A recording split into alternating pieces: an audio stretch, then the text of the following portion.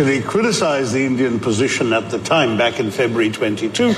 Well, a couple of years later, 3 years later, it does look like I'm the one with egg on my face, because clearly the policy has meant that India has actually a prime minister who can hug both the president of Ukraine and the president of Moscow 2 weeks apart and be accepted in both places. And therefore, India is in a position where it can make a difference to a lasting peace if it was so required, in ways that very few countries would be able to. As an Indian government, a person making such a decision, those considerations would really have to be uppermost before they say yes or no. But I can see it entirely possible that in these circumstances, India would say yes. Modi സർക്കാരിന്റെ വിദേശ നയത്തെ പ്രകീർത്തിച്ച് Congress M P Shashi Tharoor. Ukraine Russia യുദ്ധത്തെക്കുറിച്ചുള്ള തന്റെ മുൻ നിലപാട് തെറ്റായി പോയെന്ന് ഇപ്പോൾ ബോധ്യമുണ്ടെന്ന് തരൂർ റൈസീന ഡയലോഗ്സിൽ പറഞ്ഞു. പുടിനെയും സെലൻസ്കിയെയും ഒരുപോലെ ആലിംഗനം ചെയ്യാൻ കഴിയുന്നത്ര സ്വീകാര്യത ഇന്ത്യൻ പ്രധാനമന്ത്രി നേടിയത് വിദേശ നയത്തിന്റെ മികവാണെന്നാണ് തരൂരിന്റെ പക്ഷം. തരൂരിനെ അഭിനന്ദിച്ച് കെ സുരേന്ദ്രനും അമിത് മാളവയും ട്വീറ്റ് ചെയ്തു. രണ്ടുപേരും ഉന്നം വെച്ചത് രാഹുൽ ഗാന്ധിയെയാണ്. തരൂർ കോൺഗ്രസിനെ പ്രതിസന്ധിയിലാക്കുന്നത് തുടരുകയാണോ എന്നാണ് ഇന്ന് സൂപ്പർ പ്രൈം ടൈം ചർച്ച ചെയ്യുന്നത്. ഈ ചർച്ചയിൽ Shri V Vaseef CPM, Shri Printu Mahadev BJP, doctor Mohan Varghese നിരീക്ഷകൻ, ശ്രീ ജേക്കബ് ജോർജ് നിരീക്ഷകൻ എന്നിവർ.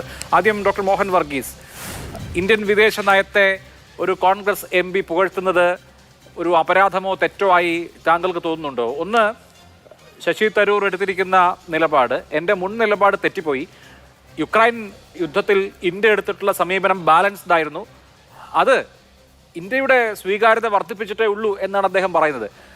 അതിൽ വളരെ പ്രകടമായി ഒരു നരേന്ദ്രമോദിയെയോ അതല്ലെങ്കിൽ BJPയെയോ പ്രകീർത്തിക്കുന്ന ഒരു സമീപനം പുലർത്തിയിട്ടുമില്ല. ഇത് യഥാർത്ഥത്തിൽ ഊതിക്കത്തിച്ചൊരു വിവാദമാണോ? ഇവിടെ ശ്രീ അഭിലാഷ്, നമ്മൾ ഓർക്കേണ്ട ഒരു കാര്യം, വിദേശ നയത്തിൻ്റെ കാര്യത്തിൽ രാഷ്ട്രീയമില്ല. അത് രാജ്യത്തിൻ്റെ താല്പര്യത്തിൻ്റെ, ആഭ്യന്തര താല്പര്യത്തിൻ്റെ പ്രതിഫലനമാണ് വിദേശ നയം. അങ്ങനെ വരുമ്പോൾ വിദേശ നയം, കോൺഗ്രസിൻ്റെ വിദേശ നയം, BJPയുടെ വിദേശ നയം അല്ലെങ്കിൽ മോദിയുടെ വിദേശ നയം എന്നൊന്നില്ല. ഒരു രാജ്യത്തിൻ്റെ താല്പര്യം എന്താണോ അതനുസരിച്ച് ഭരണകൂടം നിശ്ചയിക്കുന്ന വിദേശ നയമാണ്. അപ്പോൾ അവിടെ ഇനി അഭിപ്രായം പറയാൻ ഈ വിവാദം എന്തുകൊണ്ടുണ്ടാകുന്നു? അഭിപ്രായം പറയുന്ന വിദേശകാര്യ വിഷയങ്ങളിൽ അഭിപ്രായം പറയാൻ ഉചിതനായ ആൾ തന്നെയാണ് ഡോക്ടർ ശശി തരൂർ, അതിൽ സംശയമില്ല. കാരണം അദ്ദേഹം പാർലമെൻറ്റിൻ്റെ വിദേശകാര്യ സ്റ്റാൻഡിംഗ് കമ്മിറ്റിയുടെ ചെയർമാനാണ്. അപ്പോൾ ആ ഒരു കപ്പാസിറ്റി അദ്ദേഹത്തിനുണ്ട്.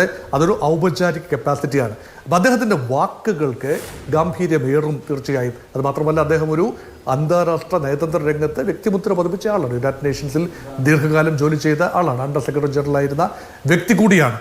അപ്പോൾ വിശ്വപൗരനോ അല്ലയോ എന്ന ഡിബേറ്റ് ഇവിടെ പ്രസക്തമല്ല. അദ്ദേഹത്തിന് അന്താരാഷ്ട്ര നയതന്ത്രത്തിൻ്റെ നാൾ വഴികൾ തീർച്ചയായിട്ടും അറിയാം. അതാണ് ഈ ഒരു റൗണ്ടിൽ തിരഞ്ഞെടുത്ത വിഷയം യഥാർത്ഥത്തിൽ ഇന്ത്യയുടെ വിദേശ നയത്തെ ബന്ധിപ്പിക്കുന്ന, അല്ലെങ്കിൽ റഷ്യ ഉക്രൈൻ വിഷയത്തെ ഇന്ത്യ കണ്ട രീതി. അദ്ദേഹം പറയുന്നത്, അദ്ദേഹം അതിനെ കണ്ടത് ആദ്യം യുണൈറ്റഡ് നേഷൻസിൻ്റെ ഒരു പശ്ചാത്തലം, അല്ലെങ്കിൽ യുണൈറ്റഡ് നേഷൻസിൻ്റെ ഒരു ചാർട്ടറിൻ്റെ, UN ചാർട്ടറിൻ്റെ റിഫ്ലക്ഷൻ എന്ന നിലയിൽ റഷ്യ തന്നെയാണ് അഗ്രസർ, ഉക്രൈൻ അഗ്രീവ്ഡ് ആണ്.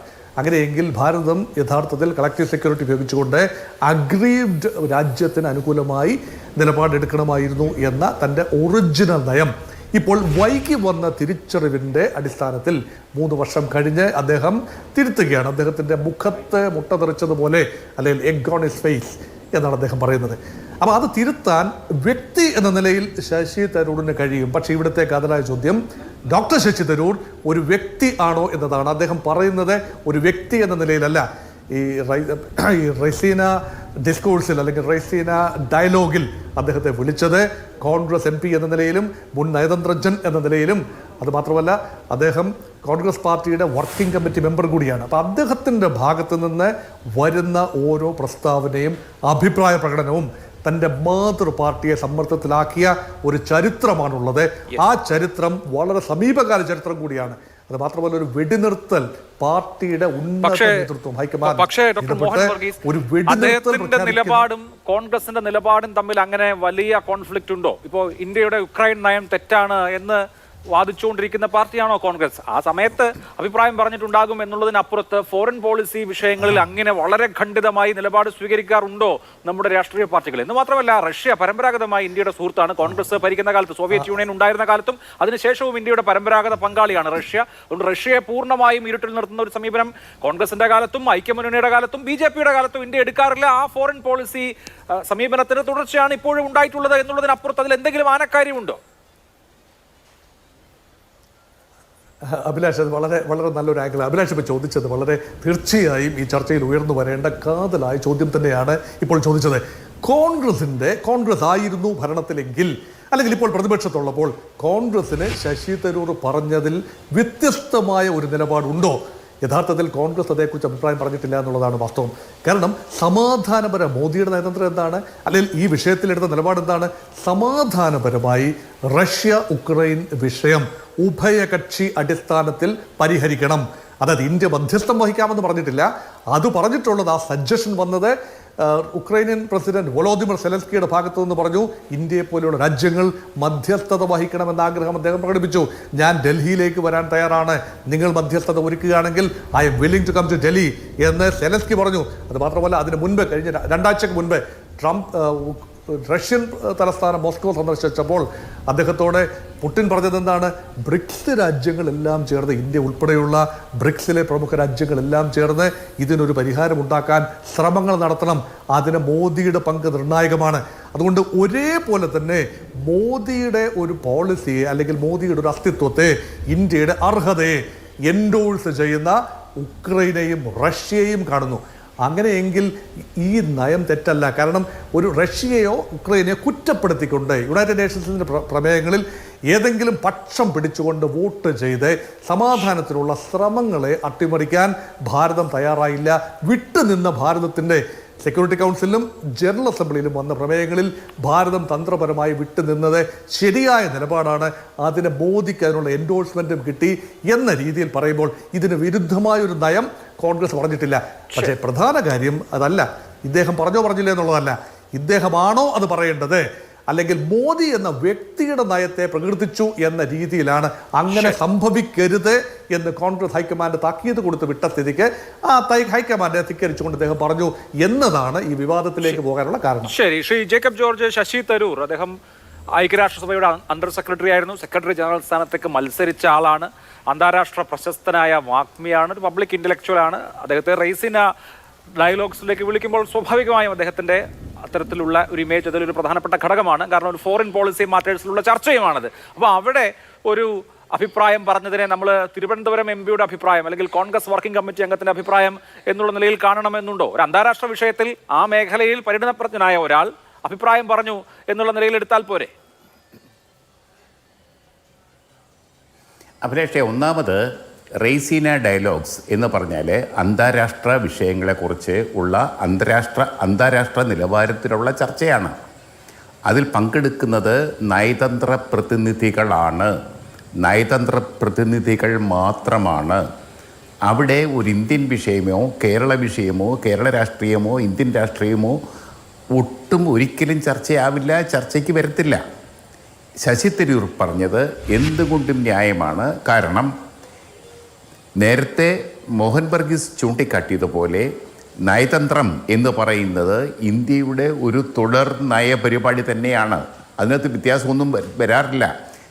ഒരു ഘട്ടത്തിൽ ഇന്ദിരാഗാന്ധി പ്രധാനമന്ത്രിയായിരുന്നപ്പോൾ അമേരിക്കയ്ക്കെതിരെ വളരെ ശക്തമായ സോവിയറ്റ് അനുകൂല നിലപാട് സ്വീകരിച്ചിരുന്നു.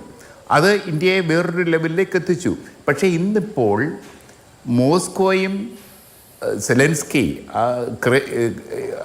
ഉക്രൈനുമായിട്ട് ഒരേപോലെ ഒരു മേശപ്പുറത്തിരുന്ന് മധ്യസ്ഥനായി സംസാരിക്കാൻ കഴിയുന്ന നരേന്ദ്രമോദിയെ നമ്മൾ കാണേണ്ടത് ഇന്ത്യയെയാണ്, അല്ലാതെ ഇന്ത്യൻ പ്രധാനമന്ത്രിയല്ല. ഇന്ത്യക്ക് അങ്ങനെ ഒരു വലിയ നിലവാരത്തിലുള്ള മധ്യസ്ഥത പുലർത്താൻ, ഉക്രൈനും റഷ്യയ്ക്കും ഇടയ്ക്കൊരു വലിയ നിലവാരത്തിലുള്ള അന്താരാഷ്ട്ര മധ്യസ്ഥത പുലർത്താൻ കഴിയുന്നു എന്നുള്ളതാണ് അതിൽ വിശേഷപ്പെട്ട കാര്യം. അതുമാത്രമാണ് അദ്ദേഹം പറഞ്ഞത്.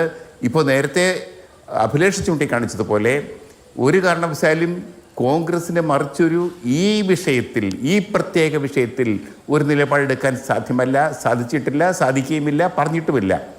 യഥാർത്ഥത്തിൽ ശശി തരൂർ ചൂണ്ടിക്കാണിച്ചത് ഇന്ത്യയുടെ നിലപാട് തന്നെയാണ്. അത് അങ്ങനെ തന്നെ പറയാവൂ. കാരണം റെയ്സിന ഫോറം പോലെയുള്ള ഒരു അന്താരാഷ്ട്ര ഫോറത്തിൽ ഇന്ത്യയുടെ നിലപാട് തന്നെ നല്ലത്.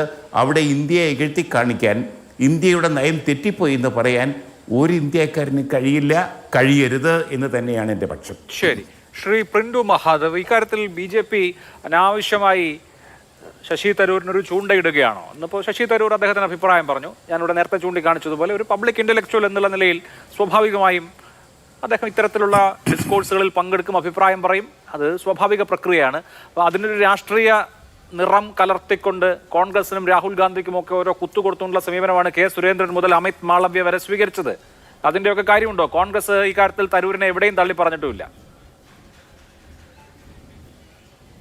അല്ല, ഇതിനകത്ത് ശശി തരൂരിൻ്റെ നിലപാട് നമുക്കറിയാം കൃത്യമായിട്ട്. ഈ റെയ്സിന ചർച്ചയുമായി ബന്ധപ്പെട്ട് അദ്ദേഹം നടത്തിയ പ്രസ്താവന, ആ പ്രസ്താവനയുമായി ബന്ധപ്പെട്ട് അദ്ദേഹത്തിൻ്റെ നിലപാട് രാജ്യത്തിന് അനുകൂലമായ നിലപാട് എന്നുള്ളതാണ് കെ സുരേന്ദ്രൻ പറഞ്ഞത്. ശശി തരൂർ വളരെ സത്യസന്ധമായിട്ടും അതോടൊപ്പം തന്നെ നിഷ്പക്ഷവുമായിട്ട് രാജ്യവിരുദ്ധ ഇത്തരത്തിലുള്ള വേദികളെ പൊതുവെ രാജ്യവിരുദ്ധതയുടെ വേദികളാക്കാനുള്ള ഒരു അവസരമായിട്ട് പലപ്പോഴും കരുതാറുണ്ട്.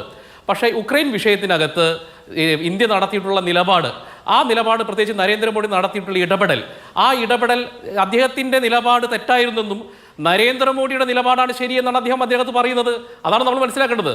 നമ്മൾ പറയുന്നത് വിശ്വപൗരനായിട്ട് ശശി തരൂരിൻ്റെ പേര് പറയുന്ന സമയത്ത് വിശ്വപൗരൻ ഞാനല്ല, ആദരണീയനായിട്ടുള്ള ഇന്ത്യയുടെ പ്രധാനമന്ത്രിയാണ് വിശ്വപൗരൻ എന്നുള്ള കൃത്യമായിട്ടുള്ളൊരു വ്യക്തതയാണ് ശശി തരൂർ ഇതിനകത്ത് വെക്കുന്നത്. അപ്പോൾ അദ്ദേഹത്തിൻ്റെ നയതന്ത്ര മികവ് ഇവിടെ പരാജയപ്പെടുന്നു എന്നുള്ളതും കൂടി നമ്മൾ മനസ്സിലാക്കണം. അദ്ദേഹം 1978 മുതൽ 2007 വരെ UN അണ്ടർ സെക്രട്ടറിയായി പ്രവർത്തിച്ചിരുന്ന ഒരാളാണ്. കോഫി അനൻ സെക്രട്ടറി ആകുന്ന സമയത്ത് 193 രാജ്യങ്ങളുമായിട്ട് കമ്മ്യൂണിക്കേറ്ററായിട്ട് ചുമതലപ്പെടുത്തിയിരുന്നത്. അങ്ങനെയുള്ള ആൾ അദ്ദേഹത്തിൻ്റെ പോളിസിയും അല്ലെങ്കിൽ കോൺഗ്രസ് എടുത്ത നിലപാടും തെറ്റാണ്. ഈ രാജ്യത്തിൻ്റെ പോളിസിയാണ്, വിദേശകാര്യ നയമാണ് ശരി. കാരണം നമ്മൾ ഇപ്പോൾ ആഫ്റ്റർ യുദ്ധം നടന്നുകൊണ്ടിരിക്കുന്ന സമയത്ത്, ഇതിൻ്റെ എൻഡ് കാണുന്ന സമയത്ത് കൃത്യമായി ഇന്ത്യയുടെ നയമാണ് ശരി എന്ന് പറയുന്നു. കാരണം 2022 സമയത്ത് ഈ നരേന്ദ്രമോദി അധികാരത്തിലെത്തിയതിന് ശേഷം അല്ലല്ലോ ഇന്ത്യയുടെ വിദേശ നയത്തിന് ഈ തരത്തിലുള്ള മാറ്റം സംഭവിച്ചത്. ഇന്ത്യയുടെ വിദേശ നയം ഈ കാര്യത്തിൽ കൺസിസ്റ്റന്റ് ആണ്. ഇപ്പോൾ കോൺഗ്രസ് ആണ് ഇന്ത്യ ഭരിക്കുന്നത് എങ്കിൽ ഈ വിഷയത്തിൽ റഷ്യക്കെതിരായി ഇന്ത്യ നിലപാട് സ്വീകരിക്കുകയും അന്താരാഷ്ട്ര വേദികളിൽ ഐക്യരാഷ്ട്രസഭയിൽ വോട്ട് ചെയ്യുകയും ചെയ്യുമായിരുന്നോ? ഇല്ല. കാരണം സ്ട്രാറ്റജിക് പാർട്ണറാണ് റഷ്യ. സ്വാഭാവികമായും അതേസമയം തന്നെ ലോകക്രമവും നോക്കണം. അതുകൊണ്ടൊരു അബ്സ്റ്റൻഷൻ അല്ലെങ്കിൽ രണ്ടു കൂട്ടർക്കും കുഴപ്പമില്ലാത്തത് എന്ന് തോന്നിക്കുന്ന മധ്യ നിലപാടാണ് സ്വാഭാവികമായും ഇന്ത്യ പോലൊരു രാജ്യത്തിന് എടുക്കാൻ കഴിയുക. അത് രാജ്യത്തിന്റെ പലതരത്തിലുള്ള കൺസിഡറേഷൻ വെച്ചാണ്. അതിൽ നരേന്ദ്രമോദി എന്നോ മൻമോഹൻ സിംഗ് എന്നോ വേറൊരാളെന്നോ ഒക്കെയുള്ള വ്യത്യാസമുണ്ടോ? അല്ല, പോളിസിക്കകത്ത് വ്യത്യാസമുണ്ട് സാർ.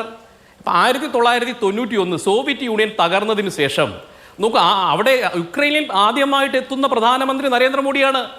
അവിടെ സെലൻസ്കി അദ്ദേഹത്തിന് നൽകിയ സ്വീകരണം ഇപ്പം നോക്കൂ.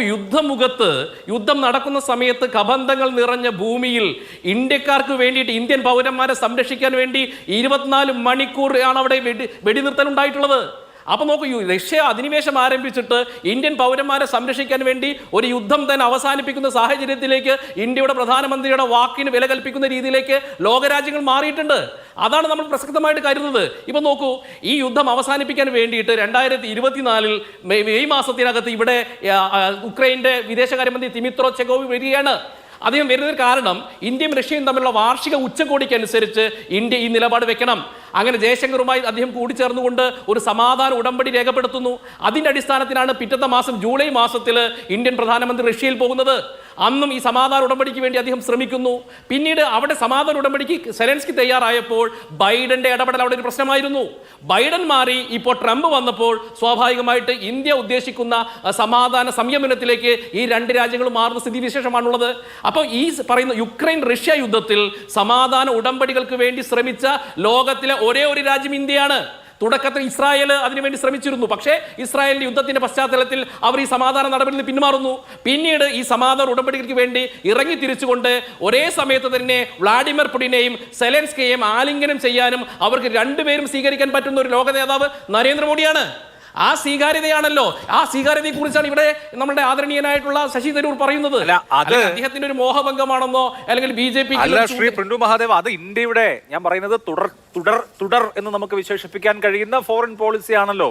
ഇപ്പോൾ നോക്കൂ, ചേരിചേരാ നയമാണ് ഇന്ത്യയുടെ സ്വതന്ത്ര ഇന്ത്യയുടെ ചരിത്രത്തിൽ ഉടനീളം സ്വീകരിച്ചിട്ടുള്ളത്. അക്കാലത്ത് നേരത്തെ ഇവിടെ സൂചിപ്പിച്ചതുപോലെ ഇടയ്ക്കൊരു സോവിയറ്റ് യൂണിയനോടുള്ള അനുഭാവം ഉണ്ടായിരുന്നുവെങ്കിൽ പോലും ഇന്ത്യ പൊതുവെ ഇത്തരം വിഷയങ്ങളിൽ ഇങ്ങനെയുള്ള സമീപനമാണ് സ്വീകരിച്ചിട്ടുള്ളത്. അത് ഇന്ത്യ എന്നുള്ളൊരു രാജ്യത്തിന്റെ ആ തരത്തിലുള്ളൊരു സ്വീകാര്യതയുടെ സൂചന കൂടിയാണ്. അവിടെ തരൂർ കാണുന്നത് എന്താണ്? തരൂർ അടക്കമുള്ള ആളുകൾ ആഗ്രഹിച്ചത് ഒരു പ്രോ ഉക്രൈൻ നിലപാട് ഇന്ത്യ സ്വീകരിക്കണമെന്നായിരുന്നു. കാരണം UN ചാർട്ടറിനെ വയലേറ്റ് ചെയ്ത് റഷ്യ അവിടെ നടത്തിയ ഒരു അധിനിവേശമാണ്. അതുകൊണ്ട് ഇരയായ യുക്രൈൻ്റെ ഒപ്പം നിൽക്കണം എന്നുള്ളതായിരുന്നു ശശി തരൂരിന്റെ പോളിസി. പക്ഷെ അങ്ങനെയല്ല ഗവൺമെന്റ് സ്വീകരിച്ചത്. അത് ഇപ്പോൾ ശരിയായിരുന്നു എന്ന് എനിക്ക് തോന്നുന്നു. ഗവൺമെന്റിന്റെ പോളിസി ശരിയായിരുന്നു എന്നിപ്പോൾ തോന്നുന്നു എന്നാണ് ശശി തരൂർ പറഞ്ഞത്. അല്ലാതെ നരേന്ദ്രമോദി അദ്ദേഹത്തിന്റെ മാന്ത്രിക സ്പർശം കൊണ്ട് ലോകത്ത് മുഴുവൻ സമാധാനം ഉണ്ടാക്കിയെന്നൊന്നുമല്ല. അല്ല സാർ, ഇതിനു മുമ്പും നമ്മൾ ചേരിചേരാ നയമൊക്കെ ഉണ്ടായിരുന്നെങ്കിലും ഒരു യുദ്ധമുഖത്തേക്ക് നേരിട്ട് പോയിട്ട് സമാധാന ചർച്ചകൾക്ക് പോയിട്ടുള്ള ഏത് പ്രധാനമന്ത്രിയാണ് ഈ രാജ്യത്തുള്ളത്?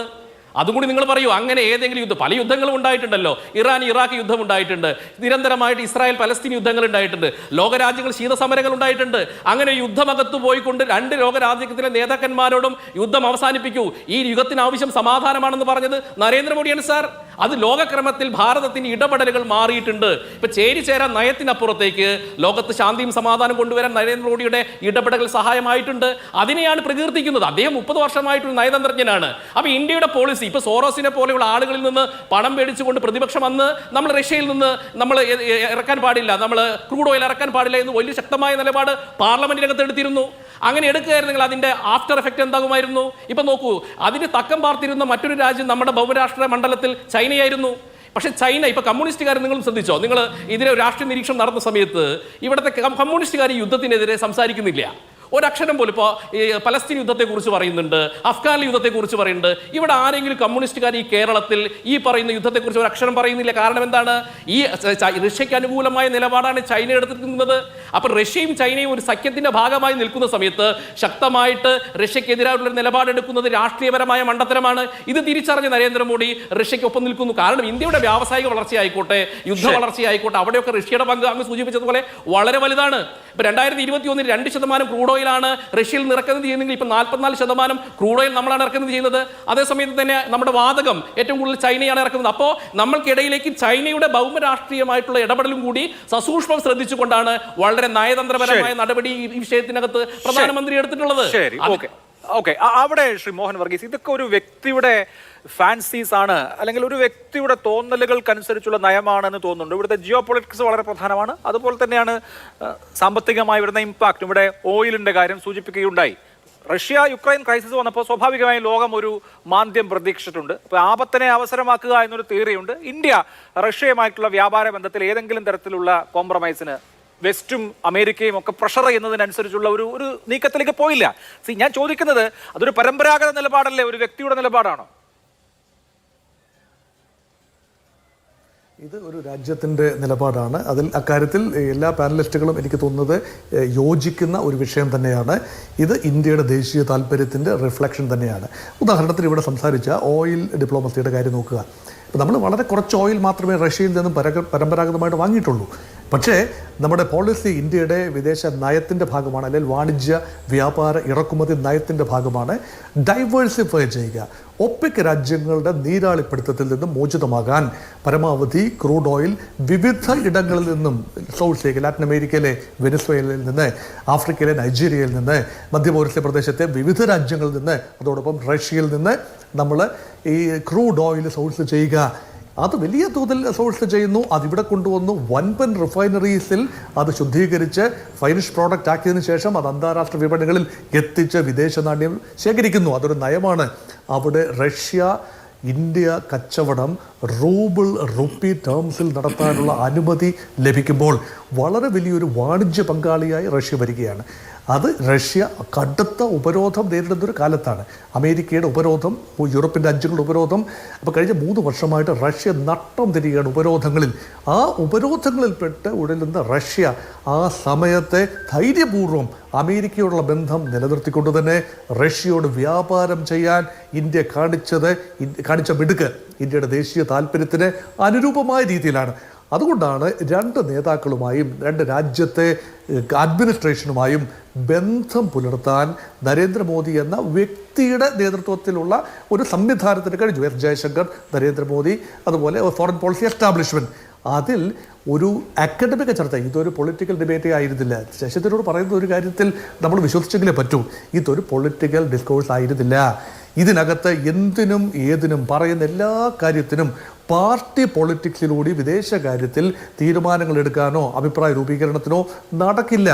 അത് ശശി തരൂരിനെ വിളിച്ച ഒരു കോണ്ടെക്സ്റ്റ് എന്ന് പറയുന്നത് നേരത്തെ ശ്രീ ജേക്കബ് ജോർജ് സാർ പറഞ്ഞതുപോലെ ഒരു ലേണഡ് സ്റ്റേറ്റ്സ്മാൻ അല്ലെങ്കിൽ മുൻകാല നയതന്ത്രജ്ഞർ, ഡിപ്ലോമസിയെ അകത്തളങ്ങളിൽ നിന്ന് കണ്ട ആളുകൾ, അവരുടെ സുചിന്തിതമായ അഭിപ്രായം ആഗോളവേദിയിൽ പങ്കുവെക്കുന്ന വേദിയായിരുന്നു ഈ പറയുന്ന റെയ്സീന ഡിബേറ്റ് അല്ലെങ്കിൽ റെയ്സീന ഡിസ്കഷൻസ്. ഈ ഡിസ്കഷനിൽ തരൂറിനെ പങ്കെടുപ്പിച്ചത് യഥാർത്ഥത്തിൽ ഇന്ത്യയുടെ ഒരു പെർസ്പെക്റ്റീവ് പറയാൻ വേണ്ടിയാണ്. അത് മോദിക്ക് വേണ്ടിയല്ല പറഞ്ഞിരിക്കുന്നത്, കോൺഗ്രസിന് വേണ്ടിയല്ല പറഞ്ഞിരിക്കുന്നത്. ഭാരതത്തിൻ്റെ ഒരു പെർസ്പെക്റ്റീവ്, ഇന്ത്യയുടെ ഫോറിൻ പോളിസി എസ്റ്റാബ്ലിഷ്മെൻറ്റിൻ്റെ ഏറ്റവും തലപ്പത്തുള്ളത് പ്രധാനമന്ത്രി തന്നെയാണ്, വിദേശകാര്യമന്ത്രി അതിൻ്റെ ഒരു മുഖമാണെന്നേ ഉള്ളൂ. അതിൽ തരൂർ പറഞ്ഞതിൽ ആ രീതിയിൽ തെറ്റൊന്നും കാണാനില്ല.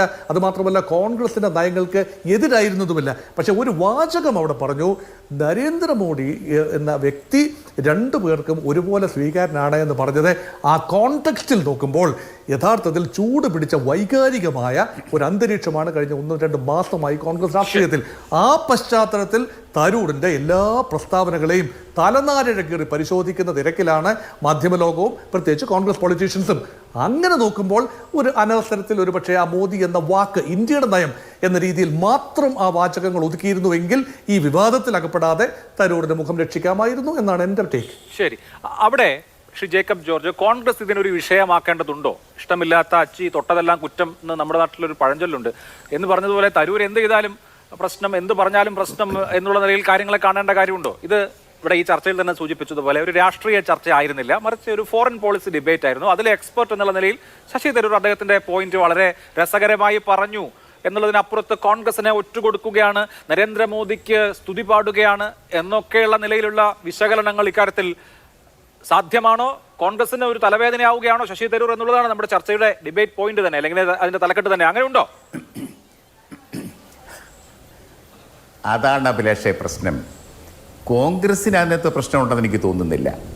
കാരണം രാഹുൽ ഗാന്ധി ഒരു കാരണവശാലും ഈ കോണ്ടെക്സ്റ്റിൽ ഒരിക്കൽ പോലും ശശി തരൂരിനെ തള്ളി പറഞ്ഞിട്ടില്ല, അനുകൂലിക്കുകയാണ് ചെയ്തത്. ശശി തരൂർ പറഞ്ഞത് ശരിയാണ് എന്ന് തന്നെയാണ് രാഹുൽ ഗാന്ധി പറഞ്ഞു വെച്ചിട്ടുള്ളത്. പക്ഷേ ഒന്നോർക്കണം, കോൺഗ്രസിൻ്റെ തലപ്പത്തിരിക്കുന്ന ചിലർക്ക് ശശി തരൂരിനെ കണ്ണെടുത്ത കണ്ടുകൂടാ. അതാണ് വിഷയം.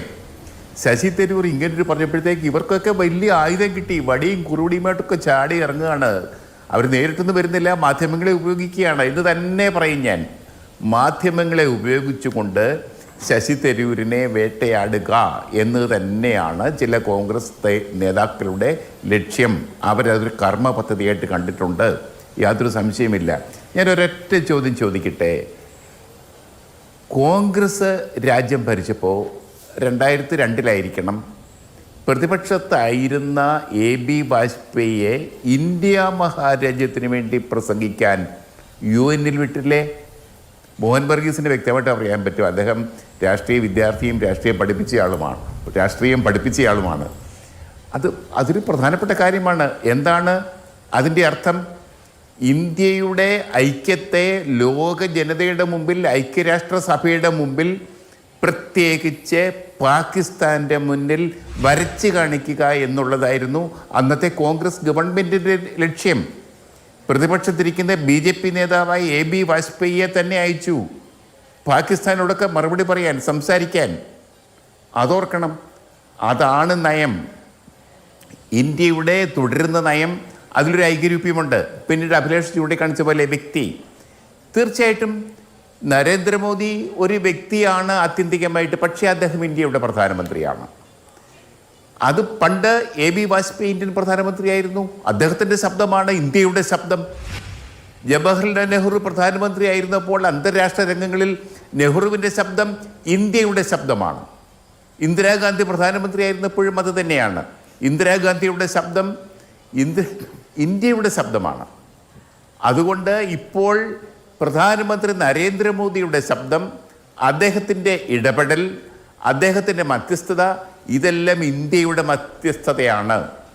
ഇന്നിപ്പോൾ ശശി തരൂർ പറയുന്ന വാക്കുകൾ, റെയ്സീന ഡയലോഗ്സിൽ ശശി തരൂരിൻ്റെ പ്രസംഗം, തീർച്ചയായിട്ടും അത് ഇന്ത്യയുടെ വാക്കുകൾ തന്നെയാണ്.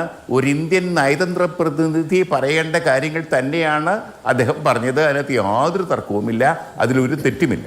ശരി, ശ്രീ വി വസീഫ്, ഇന്നിപ്പോൾ ജോൺ ബ്രിട്ടാസ് എം പി പറഞ്ഞത് ഞങ്ങളാണ്, ഇടതുപക്ഷമാണ് ഇപ്പോൾ തരൂർ പറഞ്ഞ നിലപാട് ആദ്യം എടുത്തത്, ഞങ്ങളെയാണ് അഭിനന്ദിക്കേണ്ടത് എന്നുള്ളതാണ്. ഇന്ത്യയുടെ വിദേശ നയവും ഏതാണ്ട് ആ ലൈനിൽ തന്നെയായിരുന്നു. അതായത് റഷ്യയോടും യുക്രൈനോടും ഒരേ സമീപനം. പാശ്ചാത്യ ലോകം മുഴുവൻ റഷ്യക്കെതിരെ അതിശക്തമായ വ്യാപാര യുദ്ധവും ഉപരോധങ്ങളും ഒക്കെ പ്രഖ്യാപിച്ചു. ഇന്ത്യ അടക്കമുള്ള രാജ്യങ്ങൾക്ക് സമാനമായ നിലയിലുള്ള സമ്മർദ്ദമുണ്ടായിരുന്നു റഷ്യയിൽ നിന്നുള്ള വ്യാപാരമടക്കം നിർത്താനും മറ്റുമൊക്കെ. പക്ഷേ അത് അങ്ങനെ അംഗീകരിക്കപ്പെട്ടില്ല. UN അടക്കം ഇന്ത്യ ഒരു സമവായ സമീപനമാണ് സ്വീകരിച്ചത്. റഷ്യക്കെതിരെയുള്ള നിലപാട് സ്വീകരിച്ചില്ല. അതിപ്പോൾ 3 കൊല്ലത്തിന് ശേഷം നല്ലതായിട്ട് എനിക്ക് തോന്നുന്നു എന്ന് തരൂർ പറയുന്നതിനെ നമ്മൾ രാഷ്ട്രീയമായി കാണേണ്ടതുണ്ടോ? ഒരു ഫോറിൻ പോളിസി എക്സ്പേർട്ട് എന്നുള്ള നിലയിൽ വിദേശ നയത്തെക്കുറിച്ചുള്ള ഒരു വിചാരം പറഞ്ഞു എന്ന് കണ്ടാൽ പോരെ?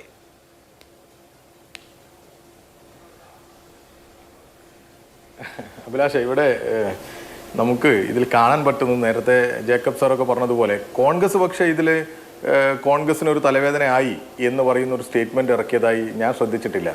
ഇന്നിപ്പോൾ കേരളത്തിലാണെങ്കിൽ സുധാകർജിയോട് ചോദിച്ചപ്പോൾ ഞാൻ കേട്ടില്ലല്ലോ എന്നൊക്കെ പറഞ്ഞങ്ങ് വളരെ നൈസായിട്ട് ഒഴിഞ്ഞു മാറുന്നതാണ് കണ്ടത്. പക്ഷെ ഇതേ തരൂര് കേരളത്തിൻ്റെ വികസനത്തെക്കുറിച്ച്, വ്യവസായത്തെക്കുറിച്ച് ഒരു സ്റ്റേറ്റ്മെന്റ്, അത് സ്റ്റേറ്റ്മെന്റ് അല്ല, ഒരു എഴുത്തെഴുതിയിട്ട് ഇന്ത്യൻ എക്സ്പ്രസിന് കൊടുത്തത്, ഇന്ത്യൻ എക്സ്പ്രസിൻ്റെ എഡിറ്റ് പേജിൽ വന്നത് നമ്മളൊക്കെ കണ്ടു. അത് ഡാറ്റ വെച്ച് അദ്ദേഹം സംസാരിച്ചതാണ്. ആ ഡാറ്റ ഉദ്ധരിച്ചുകൊണ്ട് അദ്ദേഹം എഴുതിയതിനെ വലിയ രീതിയിൽ കേരളത്തിലെ കോൺഗ്രസും ഇന്ത്യയിലെ കോൺഗ്രസും, അതാണ് CPM അല്ലെങ്കിൽ CPM നേതൃത്വം കൊടുക്കുന്ന ഇടതുപക്ഷ ജനാധിപത്യ മുന്നണിയുടെ ഗവൺമെന്റിനെ അംഗീകരിക്കുന്ന നിലപാട് സ്വീകരിച്ചു എന്ന് പറഞ്ഞ് എന്തൊരു പുകിലായിരുന്നു ഇവിടെ. യഥാർത്ഥത്തിൽ കോൺഗ്രസ് ഈ മോഡിയെ സ്തുതിക്കുന്ന നരേന്ദ്രമോദിക്കെതിരെ ഒരു സ്റ്റേറ്റ്മെന്റ് പറയണം. മോഡി ഇവിടെ അത്ര വലിയൊരു നയതന്ത്രജ്ഞനായി എന്നുള്ള അഭിപ്രായമൊന്നും ഞങ്ങൾക്കില്ല. മോഡിയെ അങ്ങനെ ഈ വിഷയത്തിൽ പുകഴ്ത്തേണ്ട ആവശ്യമില്ല. ഇവിടെ ഇന്ത്യക്കാരെ അമേരിക്ക കൈവിലങ്ങണിഞ്ഞ് ഇങ്ങോട്ടേക്ക് പറഞ്ഞയച്ചപ്പോൾ, പ്രത്യേക വിമാനത്തിൽ പറഞ്ഞയച്ച് ഇങ്ങോട്ടേക്ക് കൈവിലങ്ങ അണിഞ്ഞ് പറഞ്ഞയച്ചപ്പോൾ എന്തായിരുന്നു BJPയുടെ നിലപാട്? അരുതെന്ന് പറയാൻ സാധിച്ചോ? നേപ്പാൾ പോലും വളരെ ശക്തമായി ആ വിഷയത്തിൽ പ്രതിഷേധിച്ച് എന്നിട്ട് അവർക്കെതിരെ ആ തരത്തിലേക്ക് സമീപനം സ്വീകരിച്ചില്ല. ഞങ്ങളെ സംബന്ധിച്ചിടത്തോളം ഇവിടെ BJP പ്രതിനിധികളെ സൂചിപ്പിച്ചു. അവിടെ തന്നെയാണ് എനിക്ക് ചോദ്യം. താങ്കൾ സൂചിപ്പിച്ച ഈ വിഷയമുണ്ടല്ലോ, അമേരിക്കയിൽ നിന്ന് ഇന്ത്യക്കാരെ കൈവിലങ്ങ് അണിയിച്ച് ഡീപ്പോർട്ട് ചെയ്ത സംഭവം, അതിനെ അതിനിശിതമായി വിമർശിച്ച ആളായിരുന്നു ശശി തരൂർ. അന്ന് ശശി തരൂരിന്റെ പ്രതികരണമാണ് കാര്യമായി ദേശീയ മാധ്യമങ്ങളെല്ലാം കൊടുത്തത്. അതിനെ വളരെ നിശിതമായി വിമർശിച്ച ഒരാളായിരുന്നു ശശി തരൂർ. ഇതിപ്പോ ഇന്ത്യയുടെ ഈ ഉക്രൈനുമായി ബന്ധപ്പെട്ട ഫോറിൻ പോളിസി ഇനീഷ്യേറ്റീവ് ശരിയായിരുന്നു എന്ന് അദ്ദേഹം പറയുന്നു. അപ്പൊ ഇതിനെ കൃത്യമായി ഈ വിഷയങ്ങളെ പരിശോധിച്ച് ആ വിഷയത്തിന്റെ മെറിറ്റിൽ പറയുന്ന അഭിപ്രായമായി, ആദ്യത്തെ അഭിപ്രായമായാലും രണ്ടാമത്തെ അഭിപ്രായമായാലും കണ്ടാൽ പോരെ എന്നുള്ളതാണ് എന്റെ ചോദ്യം. അല്ല, നമ്മളെ സംബന്ധിച്ചിടത്തോളം ഞങ്ങൾ ഈ വിഷയത്തിൽ നേരത്തെ BJP പറഞ്ഞതുപോലെ അത് പലസ്തീനിലേക്ക്, ഗസയിലേക്ക് ഇസ്രായേൽ നടത്തുന്ന അക്രമമായാലും ഉക്രൈനും റഷ്യയും തമ്മിലുള്ള യുദ്ധമായാലും ഇതിൻ്റെ പിന്നിലെല്ലാം അമേരിക്കയുടെ കരമുണ്ട്, ഇടപെടലുണ്ട് എന്ന് പരസ്യമായി പറയുന്നവരാണ് ഇന്ത്യയിലെ കമ്മ്യൂണിസ്റ്റ് പാർട്ടികൾ. ഞങ്ങൾ അതിൻ്റെ നിലപാട് സ്വീകരിക്കുന്നവർ, അതിനെതിരെ സംസാരിക്കുന്നവരാണ്. അതുകൊണ്ട് തന്നെ ഞങ്ങൾക്ക് ഈ വിഷയത്തിൽ BJP പറഞ്ഞതുപോലെ ഒരു ഇരട്ടത്താപ്പുമില്ല. BJPയുടെ പ്രതിനിധി ചോദിച്ചു, ഉക്രൈൻ റഷ്യ യുദ്ധത്തിൽ നിങ്ങൾ നിലപാട് സ്വീകരിച്ചത് കണ്ടില്ലല്ലോ, കേരളത്തിൽ പോലും ഒരു പ്രതികരണവും കണ്ടില്ലല്ലോ എന്ന്. അദ്ദേഹം എവിടെയാണ് നോക്കിയിരുന്നതെന്ന് അറിയില്ല.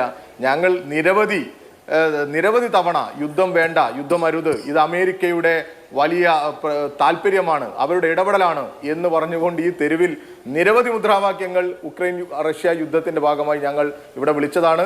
ഗസയിലും ഇതുപോലെ തന്നെ ഇസ്രായേലിന്റെ അക്രമം നടക്കുന്ന സമയത്ത് ഇത് അമേരിക്കയുടെ പ്ലാനിംഗ് ആണ്, അമേരിക്കയുടെ ഇടപെടലാണ് എന്നൊക്കെ ഞങ്ങളിവിടെ പറഞ്ഞിട്ടുണ്ട്. ആ സമയത്തൊന്നും ഇപ്പോൾ ഇസ്രായേൽ പലസ്തീൻ യുദ്ധ സമയത്ത് അങ്ങനെയാണെങ്കിൽ വലിയ രാഷ്ട്രീയ നയതന്ത്രജ്ഞരായി ഇരിക്കുന്ന നരേന്ദ്രമോദി എന്തേ ഇടപെടാഞ്ഞിരുന്നത്? ഈ നേപ്പാൾ പറയുന്നത് പോലെ പോലും ഇന്ത്യയിലെ ജനങ്ങൾക്ക് വേണ്ടി എന്തേ നരേന്ദ്രമോദി ഇടപെടാതിരുന്നത്? ഇടപെട്ടിട്ടില്ല. ഇവിടെ അമേരിക്കയെ അങ്ങ് പിണക്കാനും പറ്റില്ല, മറുവശത്ത് റഷ്യയും ആയതുകൊണ്ട് നമ്മളെന്താ പറയാ, ഒരു താളത്തിൽ നിൽക്കുകയാണ് നരേന്ദ്രമോദി ചെയ്യുന്നത്. അല്ലാതെ ഈ യുദ്ധത്തിൽ അമേരിക്ക ഒരു ഭാഗത്ത് നിൽക്കുന്ന സമയത്ത് ഇടപെട്ട് യുദ്ധം അവസാനിപ്പിക്കാൻ ആവശ്യമായ ഇടപെടൽ നടത്താനൊന്നുള്ള ത്രാണി ഈ നരേന്ദ്രമോദിക്കൊന്നും ഇല്ല എന്ന് തന്നെയാണ് ഞങ്ങൾക്ക് പറയാനുള്ളത്. പക്ഷെ നമ്മൾ കാണേണ്ടത് മറ്റൊരു കാഴ്ച കൂടി കാണണം കേരളത്തിൽ ഇരുന്നുകൊണ്ട്. ശ്രീ പിന്റു മഹാദേവ്, നോക്കൂ, ഗസയിൽ ഇന്നലെയും ആക്രമണം നടന്നു, 400-ലധികം ആളുകൾ കൊല്ലപ്പെട്ടു. ആ സന്ദർഭത്തിൽ സംഘപരിവാർ അനുകൂലികളായ പല ആളുകളും അതിൽ വലിയ തോതിലുള്ള സന്തോഷം പ്രകടിപ്പിച്ചുകൊണ്ടും ആഹ്ലാദം പ്രകടിപ്പിച്ചുകൊണ്ടൊക്കെ സോഷ്യൽ മീഡിയയിൽ എഴുതുന്നത് കാണുന്നുണ്ട്. പക്ഷെ എന്താണ് ഇന്ത്യയുടെ നിലപാട്? ഇസ്രയേൽ പലസ്തീൻ കോൺഫ്ലിക്റ്റിലുള്ള ഇന്ത്യയുടെ നിലപാട് എന്താണ്? 4 തവണയാണ് ഐക്യരാഷ്ട്രസഭയിൽ 4 തവണയാണ് ഇസ്രയേൽ ഗസയിൽ നടത്തുന്ന ആക്രമണത്തെ വിമർശിച്ചുകൊണ്ട് ഇന്ത്യ അതിനെതിരെ വോട്ട് ചെയ്തത്. ഇന്ത്യയുടെ വിദേശകാര്യമന്ത്രി എസ് ജയശങ്കർ പ്രകടമായി 2 ഇന്റർനാഷണൽ സമ്മിറ്റുകളിൽ വോക്കലായി ഇസ്രയേൽ ഗസയിൽ ചെയ്യുന്ന കാര്യം അതിക്രമമാണ് എന്ന് നിലപാടെടുത്തിട്ടുണ്ട്. എന്ന് പറഞ്ഞാൽ ഇന്ത്യയുടെ ഈ കാര്യത്തിലെ ഫോറിൻ പോളിസി നിലപാട് എന്താണോ അത് തുടരുകയാണ്. അല്ലാതെ അക്കാര്യത്തിൽ ഇപ്പോൾ സോഷ്യൽ മീഡിയയിൽ എഴുതുന്നത് പോലെയോ ട്വിറ്ററിൽ ആർത്ത് വിളിക്കുന്നത് പോലെയോ ഒന്നും അല്ല ഇന്ത്യയുടെ ഫോറിൻ പോളിസി നിലപാട്. അതിൽ കൺസിസ്റ്റൻസി ഉണ്ട്. കൺസിസ്റ്റന്റ് ആയിട്ടുള്ള നിലപാടാണ് ഫോറിൻ പോളിസി മാറ്റേഴ്സിൽ എന്നുള്ളത് കൊണ്ട് അത് അങ്ങനെ തന്നെ തുടരുന്നു എന്ന കൃത്യമായ കാര്യത്തെ മറന്ന് ഇതൊക്കെ ഇപ്പോ നടക്കുന്ന എന്തോ വലിയ അത്ഭുതമാണ് എന്ന മട്ടിൽ അവതരിപ്പിക്കേണ്ട കാര്യമുണ്ടോ? അല്ല സാർ, ഈ പോളിസിക്കകത്ത് കൃത്യമായിട്ടുള്ള ചേഞ്ച് വന്നിരുന്നു സാർ. ഇപ്പോൾ ഈ CPM-ന്റെ പിന്തുണയോടുകൂടി UPA സർക്കാർ ഇവിടെ വന്നിരുന്നല്ലോ. ആ സമയത്ത് റഷ്യയുമായിട്ടുള്ള നമ്മളുടെ ബന്ധം ഏത് രീതിയിലാണ് മാറിയത്? വളരെയധികം മോശമായിരുന്നു സാർ. അമേരിക്കയ്ക്ക് കീഴടങ്ങിക്കൊണ്ട് മൻമോഹൻ സിംഗിന്റെ സർക്കാർ, ഇവർ പറയുന്ന UPA സർക്കാർ, ഈ CPM അടക്കം പിന്തുണ കൊടുത്തിരുന്ന സർക്കാർ അമേരിക്കയ്ക്ക് കീഴടങ്ങിക്കൊണ്ടുള്ള സർക്കാരായിരുന്നു സാർ. അപ്പോൾ സ്വാഭാവികമായിട്ട് റഷ്യയുമായിട്ടുള്ള നമ്മുടെ നല്ല റിലേഷൻ അത് തടസ്സപ്പെട്ടിരുന്നു. അപ്പോൾ സ്വാഭാവികമായിട്ട് ഇവിടെ നമ്മൾ ഒരു പോളിസി എന്ന രീതിയിൽ റഷ്യയെയും ഉക്രൈനും ഒരേ സമയം ചേർത്ത് പിടിക്കുന്നു. ഗാസയും ഇസ്രായേൽ വിഷയത്തിൽ കൃത്യമായി കേന്ദ്ര സർക്കാരിൻ്റെ ഒരു പോളിസി, അത് അങ്ങ് പറഞ്ഞല്ലോ, ആ പോളിസി തന്നെയാണ് നിഷ്പക്ഷമായ നിലപാട്. പിന്നെ CPM-ന്റെ പ്രതിനിധി ചോദിച്ചല്ലോ, ഈ വിദേശകാര്യ രംഗത്ത് ഞങ്ങളുടെ നിലപാട് എങ്ങനെയാണ് സാർ? ഞങ്ങൾക്ക് പറയാൻ സാധിക്കും. ഇപ്പം നോക്കൂ, യുദ്ധമുഖത്ത് ഇന്ത്യൻ നിരപരാധികളായിട്ടുള്ള ഇന്ത്യൻ വിദ്യാർത്ഥികളെയും ഇന്ത്യൻ പൗരന്മാരെയും ഒരു വെടിയൊച്ച കേൾക്കാതെ, ഒരു പോറൽ പോലും ഏൽക്കാതെ ഈ ഇന്ത്യ മഹാരാജ്യത്തെ എത്തിക്കാൻ പറ്റിയിട്ടുള്ളത് ഒരേ ഒരാൾക്കാണ് സാർ. അയാളുടെ പേര് പ്രധാനമന്ത്രിയായിട്ടുള്ള നരേന്ദ്രമോദി എന്നാണ്, ഇന്ത്യൻ സർക്കാരിനാണ്. അങ്ങനെ ഒരു സംഭവം നടക്കുന്ന സമയത്ത് നിങ്ങൾക്കൊന്നും ചെയ്യാൻ സാധിക്കില്ല എന്ന് നിങ്ങൾ എങ്ങനെ പറയാ? ഇപ്പോൾ ഇവരുടെ ഉക്രൈൻ വിഷയത്തിൽ നോക്കി, ഇവരെ ഇരട്ടത്താപ്പാണ്. ഇപ്പൊ പലസ്തീനും ഇസ്രായേലും നടക്കുന്ന അധിനിവേശത്തിനകത്ത് പലസ്തീന്റെ കൂടെ നിൽക്കുന്നു. ഈ ഉക്രൈനിലും റഷ്യയും നടക്കുന്ന സമയത്ത് എന്താ യുക്രൈൻ്റെ കൂടെ വരെ നിൽക്കാത്തത്? അതിന് ഒറ്റ കാരണമേ ഉള്ളൂ, ചൈനീസ് പോളിസിക്ക് അനുസൃതമായിട്ട് പ്രവർത്തിക്കുകയാണ് ഇവിടുത്തെ കമ്മ്യൂണിസ്റ്റ് പാർട്ടി. അതുകൊണ്ടാണ് വലിയ വാക്കിനകത്ത് ജോൺ പിട്ടാസ് ഇപ്പോൾ വലിയ കാര്യം പറയുന്നത്. ചൈനീസ് ചാരന്മാരായിട്ട് ചൈനീസ് പാർട്ടിക്ക് അനുകൂലമായി ചിന്തിച്ചുകൊണ്ടാണ് ഇവിടുത്തെ CPM-ന്റെ പൊളിറ്റ് ബ്യൂറോ പ്രവർത്തിക്കുന്നത്. അതുകൊണ്ടാണ് ഉക്രൈൻ വിഷയത്തിനകത്ത് റഷ്യയുടെ നിലപാടിനൊപ്പം കമ്മ്യൂണിസ്റ്റ് പാർട്ടി അധിനിവേശത്തിനെതിരെയാണെങ്കിൽ നിങ്ങൾ നിൽക്കേണ്ടത് ആരുടെ കൂടെയാണ്? ഇന്ത്യയിൽ 10-ൽ താഴെ MP-മാരുള്ള ഇടതുപക്ഷ പ്രസ്ഥാനങ്ങളുടെ നിലപാടല്ലല്ലോ നമ്മൾ ഫോറിൻ പോളിസി മാറ്റേഴ്സിൽ വളരെ പ്രകടമായി വരിക. ഓരോ പാർട്ടികളും ഞാൻ ചോദിക്കുന്ന വിഷയം അല്ല, ഞാൻ പറയട്ടെ, ഇപ്പോ സയണിസവുമായി അല്ലെങ്കിൽ ഇസ്രയേലുമായി ഒരു തരത്തിലുള്ള സാഹോദര്യ ബന്ധം സംഘപരിവാർ പ്രവർത്തകർ അവകാശപ്പെടാറുണ്ട് അമേരിക്കയിലും മറ്റുമൊക്കെ, അല്ലെങ്കിൽ മറ്റു രാജ്യങ്ങളിലുമൊക്കെ. അതിന്റെ പ്രയോക്താക്കളോ അതിന്റെ പിന്തുണക്കാരോ ആണ് നിങ്ങളുടെ പാർട്ടിയോ അല്ലെങ്കിൽ നിങ്ങളെ അനുകൂലിക്കുന്ന ആളുകളോ. പക്ഷെ ഇന്ത്യയുടെ ഫോറിൻ പോളിസി എന്താണ്? ഇന്ത്യയുടെ ഫോറിൻ പോളിസി ഇപ്പോഴത്തെ സർക്കാരിന്റെ കാലത്തും 1ാം മോദി സർക്കാരിന്റെ കാലത്തും ഒക്കെ എന്താണ്? എന്തുകൊണ്ടാണ് ഗാസയിൽ ഈ ആക്രമണം നടന്നിട്ട് 4 തവണ ഇന്ത്യ ഇസ്രായേലിനെതിരെ വോട്ട് ചെയ്തത് UN-ൽ? അത് ഇന്ത്യയുടെ ഫോറിൻ പോളിസി എന്ന് പറയുന്നത് കൺസിസ്റ്റന്റ് ആയതുകൊണ്ടാണ്. അതാണ് എന്റെ പോയിന്റ്. അല്ല, അതെ, അങ്ങ് പറഞ്ഞ ശരിയാണ്. ഇന്ത്യയുടെ പോളിസി സ്ഥിരമാണ്. അതുകൊണ്ടാണല്ലോ ഇതേ സമയത്ത് ഇസ്രായേലും ആക്രമണം ഉണ്ടായില്ല സാർ. ഇസ്രായേലിലും ആക്രമണം ഉണ്ടായിട്ട് നിരപരാധികളായിട്ടുള്ള അനവധി പേരെ ബലാത്കാരം ചെയ്യപ്പെടുകയും നിരപരാധികളെ വെടിവെച്ച് കൊല്ലുകയും ചെയ്യുന്ന സാഹചര്യത്തിൽ നിങ്ങൾ എന്താ അപലപിക്കാഞ്ഞത്? അന്ന് ഇടതുപക്ഷം അപലപിച്ചില്ലല്ലോ, ഒരാൾ അപലപിച്ചില്ലല്ലോ.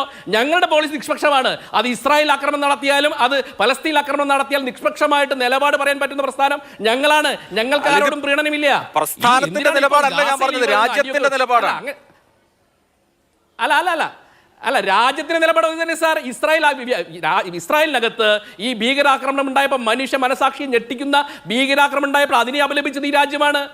അപ്പോൾ നോക്കൂ, സ്വയം പ്രതിരോധത്തിന് അവകാശം ഇസ്രായേലിനുണ്ട്, അത് സ്വാഭാവികമാണ്. പക്ഷേ രാജ്യത്തിന്റെ പോളിസി എന്ന രീതിയിൽ പലസ്തീൻ ഇസ്രായേൽ വിഷയത്തിൽ നിഷ്പക്ഷതയാണ് ഇന്ത്യ ഇന്ന് കൃത്യമായിട്ട് ഇന്ത്യൻ വിദേശകാര്യ മന്ത്രാലയം മുഴുവൻ ബന്ദികളെയും വിട്ടയക്കാൻ പറഞ്ഞിട്ടുണ്ട്. അത് രാജ്യത്തിന്റെ പോളിസിയാണ് സാർ. അപ്പോൾ ഒരു പോളിസി എന്ന് പറയുന്നത് ഏകപക്ഷീയമല്ലല്ലോ. ഇസ്രായേലിന്റെ കൂടെ ഇസ്രായേലിന്റെ ഈ ഭീകരാക്രമണത്തെക്കുറിച്ച് അങ്ങടക്കം ഏതെങ്കിലും സമയത്ത് ഇസ്രായേൽ നടത്തിയിട്ടുള്ള ഈ കൂട്ടക്കൊലയെക്കുറിച്ച് ഈ മാധ്യമ പ്രവർത്തകരായിട്ടുള്ള ആളുകൾ പറഞ്ഞിട്ടുണ്ടോ? വസീഫിന്റെ പാർട്ടി പറഞ്ഞിട്ടുണ്ടോ? ഇല്ലല്ലോ. അപ്പോൾ സ്വാഭാവികമായിട്ട് ഇപ്പോൾ ചെറിയ അടി കൊടുത്ത് വലിയ അടി കിട്ടിയിട്ട് പിന്നെ ഗാസയെ പറഞ്ഞിട്ട് കരഞ്ഞുകൊണ്ടൊന്നും കാര്യമില്ല. ഇവിടെ CPM-ന്റെ പോളിസി നിയന്ത്രിക്കപ്പെടുന്നത്, വിദേശകാര്യ പോളിസികൾ മുഴുവൻ നിശ്ചയിക്കുന്നത് ചൈനയാണ്. അതാണ് ഞാൻ പറഞ്ഞത്. അതുകൊണ്ട് വാസിപ്പ് വലിയവായിൽ ഞങ്ങൾ യുദ്ധത്തിനെതിരെ സമരം നടത്തിയൊന്നും പറയണ്ട. ഞങ്ങളുടെ പോളിസി കൃത്യമാണ്. അത് രാജ്യ താല്പര്യത്തിലാണ്, സമാധാനത്തിൻ്റെതാണ്, സഹകരണത്തിനെയാണ്. നിങ്ങൾ നരേന്ദ്രമോദിയുടെ വിദേശ യാത്രകളെ വലിയ രീതിയിൽ കളിയാക്കിയിരുന്നല്ലോ. ഇപ്പോൾ നോക്കൂ, ഈ വിദേശ യാത്രകൾ നടത്തിക്കൊണ്ട് നയതന്ത്രം നടത്തിയ ഫലമായിട്ടാണ് സെലൻസ്കിയെയും പുടിനെയും ഒരേപോലെ ചേർത്ത് നിൽക്കാൻ ഇന്ത്യയുടെ പ്രധാനമന്ത്രിക്ക് സാധിക്കുന്നത്. അപ്പോൾ ഇന്ത്യയുടെ നയതന്ത്രം 10 വർഷമായിട്ട് വളരെ രീതിയാണ്. അത് ഏത് രാജ്യത്തും എന്ത് വിഷയം ഉണ്ടായിക്കഴിഞ്ഞാലും അവിടെ ഇടപെടാവുന്ന രീതിയിലേക്കുള്ള ഒരു ആഗോള സമാധാനത്തിന്റെ ആളുകളായിട്ട് ഭാരതം മാറിയിട്ടുണ്ട്. അതുകൊണ്ട് തന്നെ നമ്മൾ അറിയാലോ, ലോക സമസ്ത സുഖിനോ ഭവന്തോ പിറന്ന നാട് ഈ ഭാരതമാണ്. അതുകൊണ്ട് ലോക സമാധാനത്തെ കുറിച്ച് പറയാൻ അവകാശമുള്ള ഒരേ ഒരു രാജ്യം ഇന്ത്യയാണ്. അപ്പോൾ ഈ ഇത്തരത്തിലുള്ള ഇടപെടലുകൾ രാജ്യം നടത്തുമ്പോൾ വസീഫിനെ പോലെയുള്ള ആളുകൾക്ക് ചിലപ്പോൾ പല രീതിയിൽ പല വ്യാഖ്യാനങ്ങളും നടത്താം. ശരി, അപ്പോൾ വസീഫിന്റെ മറുപടി വസീഫ് പറയട്ടെ. അവിടെ ശ്രീ മോഹൻ വർഗീസ്, ഇപ്പോൾ നോക്കൂ, ഇപ്പോൾ വിവിധ വിഷയങ്ങൾ, ഇപ്പോൾ റഷ്യയോടുള്ള സമീപനം, അമേരിക്കയോടുള്ള സമീപനം, അതിപ്പോൾ UPA-യുടെ സമീപനവും NDA-യുടെ സമീപനവും തമ്മിൽ വലിയ വ്യത്യാസമുണ്ട്. എവിടെയെങ്കിലും ഒരു പാരഡൈം ഷിഫ്റ്റ് ഉണ്ടോ? നോക്കൂ, റമല്ലയിൽ PLO-യുടെ ഹെഡ്ക്വാർട്ടേഴ്സിൽ ചെന്ന്, ഇപ്പോൾ നേരത്തെ സെലൻസ്കി ആലിംഗനം ചെയ്യുന്നത് പറഞ്ഞല്ലോ, അതുപോലെ മഹ്മൂദ് അബ്ബാസിനെ ആലിംഗനം ചെയ്തിട്ടുള്ള പ്രധാനമന്ത്രിയാണ് നരേന്ദ്രമോദി. ഇന്ത്യയുടെ ഫോറിൻ പോളിസി എല്ലാ രാജ്യങ്ങളോടും പരമ്പരാഗതമായി എങ്ങനെയാണോ ആ ലൈൻ വിട്ട് വലിയ പാരഡൈം ഷിഫ്റ്റ് ഒന്നും കൊണ്ടുവന്നിട്ടുള്ള ആളല്ല. അതേ നിലയിൽ തന്നെയാണ് ഇന്ത്യൻ ഫോറിൻ പോളിസി പുരോഗമിച്ചിട്ടുള്ളതെന്ന് കാണാം. ഡൊമസ്റ്റിക്കായി അത്ര വലിയ എതിർപ്പും അക്കാര്യത്തിൽ ഉയർന്നിട്ടില്ല. കാരണം അങ്ങനെ ഉയരേണ്ട കാര്യവുമില്ല. അപ്പോ ആ നിലയിൽ ഈ കാര്യത്തെ പരിഗണിച്ചാൽ ഇപ്പോൾ യുക്രൈൻ വിഷയത്തിൽ UN ചാർട്ടറിന്റെ ലംഘനമാകുമോ എന്ന ഒരു സമീപനം ഞാൻ എടുത്തത് തെറ്റിപ്പോയി എന്ന് തരൂർ പറഞ്ഞു എന്നുള്ളത് നിലയിൽ കണ്ടാൽ പോലെ ഞാൻ ഈ കാര്യത്തിൽ ഞാൻ കണ്ടത് എന്നുള്ളതിനേക്കാളും ഇന്ത്യയുടെ ഫോറിൻ പോളിസി ആയിരുന്നു ശരി എന്ന് തരൂർ പറഞ്ഞു എന്നുള്ള നിലയിൽ എടുത്താൽ പോരെ? അങ്ങനെ എടുത്താൽ മതി ശ്രീ അഭിലാഷ്. ഒരു മോദിയുടെ നയതന്ത്രത്തിൽ ഒരു ബാലൻസിങ് ആക്ട്, മോദിയുടെ നയതന്ത്രം എന്ന് ഞാൻ പറയുന്നില്ല, ഇന്ത്യയുടെ നയതന്ത്രം, ഇന്ത്യയുടെ ഡിപ്ലോമാറ്റിക് എസ്റ്റാബ്ലിഷ്മെൻറ്റ്, അത് പൊളിറ്റിക്കൽ എസ്റ്റാബ്ലിഷ്മെൻറ്റിൻ്റെ ഒരു ഓഫ് ഷൂട്ട് തന്നെയാണ്. അത് ഒരു ബാലൻസിങ് ആക്ട് ഇതിനകത്ത് കാണുന്നു. അതിനകത്ത് മുഴച്ചു നിൽക്കുന്നത് 1972 മുതൽ ഇന്ത്യ ഫോളോ ചെയ്യുന്ന ഒരു പോളിസിയാണ്. അത് ഇന്ത്യയുടെ മറ്റ് രാജ്യങ്ങളുമായിട്ടുള്ള തർക്കങ്ങൾ പരിഹരിക്കാനായി ഉഭയകക്ഷി അടിസ്ഥാനത്തിലാണ്. ഒരു third party initiative, third party intervention India ആഗ്രഹിക്കുന്നില്ല. അതൊരു നയമാണ്. ആ നയത്തിൽ കടുകിട മാറ്റം വന്നിട്ടില്ല. ഇപ്പോൾ ആരും ബൈലാറ്ററലിസം എന്ന് പറയുന്നില്ല, പക്ഷേ കുറച്ചുകൂടി ഷുഗർ കോട്ടഡ് വേർഡ്സിൽ അത് പറഞ്ഞു വെക്കുന്നു. റഷ്യയും ഉക്രൈനും തമ്മിലോ അറബി വിഭാഗങ്ങൾ അല്ലെങ്കിൽ പാലസ്തീനിയൻസും ഇസ്രായേലും തമ്മിലോ പ്രശ്നങ്ങളുണ്ടെങ്കിൽ അവർ ഉഭയകക്ഷി അടിസ്ഥാനത്തിൽ അത് ചർച്ച ചെയ്ത് പരിഹരിക്കണം.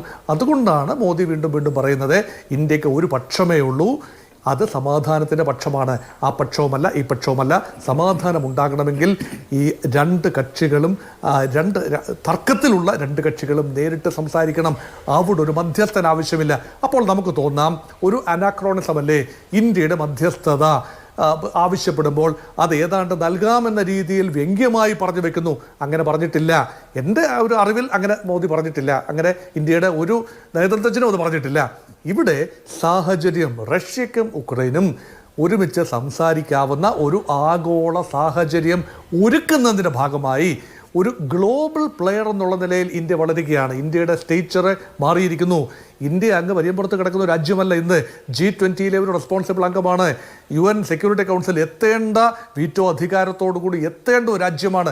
ഇന്ത്യ ഉൾപ്പെടെയുള്ള രാജ്യങ്ങൾക്ക് ഐക്യരാഷ്ട്ര സംഘടനയുടെ സെക്യൂരിറ്റി കൗൺസിലിൽ സ്ഥിരാംഗത്വം ലഭിക്കാത്തത് കൊണ്ടാണ് ഇന്ന് ഐക്യരാഷ്ട്ര സംഘടന പോലും പല്ല് കുഴിച്ച സിംഹമായി മാറിയിരിക്കുന്നത്. അതുകൊണ്ടാണ് പുതിയ പാരഡൈംസ് വരികയാണ്.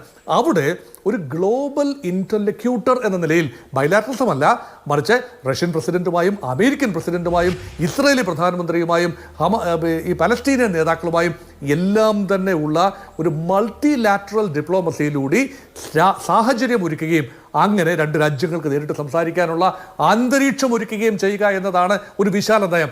അല്ലാതെ ഇന്ത്യ നേരെ മധ്യസ്ഥത വഹിച്ചുകൊള്ളാമെന്ന് ഒരിടത്തും പറഞ്ഞ് ഞാൻ കേട്ടില്ല. അവരാഗ്രഹം പറഞ്ഞത് ഇന്ത്യയെ സംബന്ധിച്ചിടത്തോളം ഒരു അംഗീകാരമാണ്, മോദിക്ക് ലഭിച്ച അംഗീകാരം അല്ലാതെ ഇന്ത്യക്ക് ലഭിക്കുന്ന, ഗവൺമെൻറ് ഓഫ് ഇന്ത്യക്ക് നമ്മളിൽ ഓരോരുത്തർക്കും ലഭിക്കുന്ന അംഗീകാരം തന്നെയാണ്. അതിനെ ഒരു വ്യക്തിയുടെ അംഗീകാരമായി അല്ലെങ്കിൽ മോദിയുടെ മെറിറ്റായി, മോദിയുടെ വ്യക്തിപ്രഭാവത്തിന് മെറിറ്റായി വിശകലനം ചെയ്യുമ്പോഴാണ് പലപ്പോഴും ഈ ചർച്ചയൊക്കെ രാഷ്ട്രീയ പ്രേരിതമായി മാറുന്നത്. ഇപ്പോൾ വളർന്നു വരുന്ന ഏറ്റവും വലിയ മാർക്കറ്റാണ് ഇന്ത്യയെ സംബന്ധിച്ചിടത്തോളം ഗ്ലോബൽ മാർക്കറ്റ്. ലോക ജനസംഖ്യയുടെ 1/6 അധിവസിക്കുന്ന ഇന്ത്യ, ലോകത്ത് ഏറ്റവും വലിയ മിഡിൽ ക്ലാസ് ഉള്ള ഇന്ത്യ. എല്ലാവരും കാക്ഷിക്കുന്നത് ഇന്ത്യയുമായുള്ള സൗഹൃദം തന്നെയാണ്. അത് ഇന്ത്യയെ സ്നേഹമുള്ളതുകൊണ്ടൊന്നുമല്ല, മാർക്കറ്റിൻ്റെ ഭാഷയാണ്, പ്രായോഗിക ഭാഷയാണ്. അതുകൊണ്ട് ഇന്ത്യയുടെ രാഷ്ട്രീയ ഭാഗധേയം നിർണ്ണയിക്കുന്നത് ആര് തന്നെ ആയാലും, അത് രാഹുൽ ഗാന്ധി ആകട്ടെ നരേന്ദ്രമോദി ആകട്ടെ ആര് തന്നെ ആയിരുന്നാലും ഇതേ അംഗീകാരം അന്താരാഷ്ട്ര വേദികളിൽ ലഭിക്കും. അതിനെ ഒന്ന് ഫൈൻ ട്യൂൺ ചെയ്യുക എന്ന ഒരു റോൾ മാത്രമേ ഉള്ളൂ, ഒരു വിസിബിൾ ഫേസ് ആക്കുക എന്ന റോൾ മാത്രമേ ഉള്ളൂ വിദേശകാര്യമന്ത്രിക്കും പ്രധാനമന്ത്രിക്കുമെല്ലാം.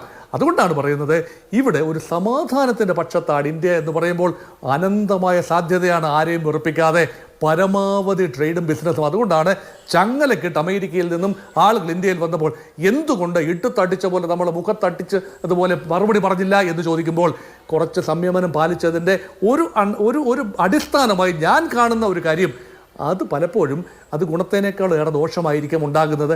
അത് അവരുടെ നയമാണ്. അതിനോട് നമ്മൾ വേണ്ട രീതിയിൽ സൈലൻ്റായി ഒരുപക്ഷെ പ്രതികരിക്കുന്നുണ്ടാകാം. പക്ഷേ ഒരു പബ്ലിക് ഡിബേറ്റിലേക്ക് വേണ്ടി ആ കാര്യം കൊണ്ടുപോകാതിരിക്കാനുള്ളൊരു ബുദ്ധി ഇന്ത്യയുടെ പൊളിറ്റിക്കൽ എസ്റ്റാബ്ലിഷ്മെന്റ് കാണിച്ചു. അതിനെ ഡിഫീറ്റിസ്റ്റായി തീർച്ചയായും കോൺഗ്രസിനും ഇടതുപക്ഷത്തിനും ഡിഫീറ്റിസ്റ്റ് നയമായിട്ട് അതിനെ കാണാം. പക്ഷേ അത് രാജ്യ താല്പര്യം മുൻനിർത്തി, ബിസിനസ് താല്പര്യം മുൻനിർത്തി, ഭാവി നെഗോസിയേഷൻ താല്പര്യം കൂടെ മുൻനിർത്തി എടുത്ത ഒരു പ്രിക്കോഷണറി ആക്ട് ആണ്. അതുകൊണ്ടാണ് ഞാൻ പറഞ്ഞത് ഇന്ത്യയുടെ ഇപ്പോഴത്തെ വിദേശ നയത്തെ ഞാനൊരു ഗ്രേറ്റ് ബാലൻസിങ് ആക്ട് എന്ന രീതിയിൽ തന്നെയാണ് കാണുന്നത്. അതിന്റെ പശ്ചാത്തലത്തിൽ തന്നെയാണ് ഈ ചർച്ചകളെല്ലാം മുന്നോട്ട് പോയത്. ശരി, ശ്രീ വി വസീഫ്, നരേന്ദ്രമോദി ഒരു വിശ്വഗുരുവായി മാറി എന്നാണോ ശശി തരൂർ പറഞ്ഞു വെച്ചിട്ടുണ്ടാവുക? പുടിനായാലും സെലൻസ്കിക്കായാലും മഹ്മൂദ് അബ്ബാസിനായാലും ബെഞ്ചമിൻ നെതന്യാഹുവിനായാലും ഒരു ഞങ്ങൾക്ക് താല്പര്യമുള്ള ആൾ എന്ന നിലയിലുള്ള ഒരു പൊസിഷൻ അറ്റൈൻ ചെയ്യാൻ നരേന്ദ്രമോദിക്ക് കഴിഞ്ഞോ? ഇവിടെ ഈ അമേരിക്കയെ പിണക്കരുത് എന്നതാണ് ബേസ് നരേന്ദ്രമോദിയെ സംബന്ധിച്ചിടത്തോളം. റഷ്യയിൽ പോയി റഷ്യയിലെ സ്വീകരണമൊക്കെ ഏറ്റുവാങ്ങിയതിന് ശേഷം കഴിഞ്ഞ മാസം പോയിട്ട് ഉക്രൈനിൽ പോയി സെലൻസ്കിയെ കണ്ടു. ഇത് സത്യത്തിൽ ഏതോ ഒരു ഡിപ്ലോമസിയുടെ അല്ലെങ്കിൽ ഈ പറയുന്ന ഒരു രാജ്യ താല്പര്യത്തിന്റെ അടിസ്ഥാനത്തിലൊന്നും ചെയ്തതല്ല. ഞാൻ നേരത്തെ പറഞ്ഞതുപോലെ അത്ര വലിയ ഒരു സ്വാധീനത്തിലേക്കൊന്നും ആരെത്തിയിട്ടില്ല, നരേന്ദ്രമോദി എത്തിയിട്ടില്ല. അങ്ങനെ പറ്റൂല. ഇവിടെ പറഞ്ഞു ഇന്ത്യ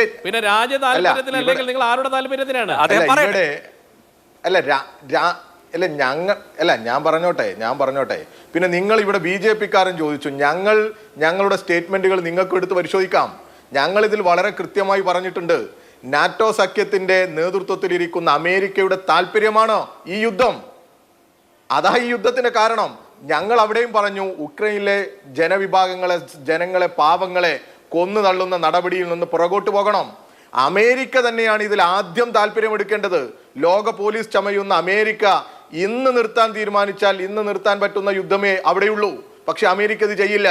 എല്ലാ യുദ്ധങ്ങളിലും നിങ്ങൾ എടുത്തോ, ഈ നൂറ്റാണ്ടിൽ ഉണ്ടായ യുദ്ധങ്ങളിലെല്ലാം അമേരിക്കക്ക് കൃത്യമായ റോളുണ്ട്. ആ അമേരിക്കയോട് വിധേയപ്പെട്ട് ഇന്ത്യ പോകുന്നു എന്നുള്ളതാണ് നമ്മൾ കാണേണ്ടത്.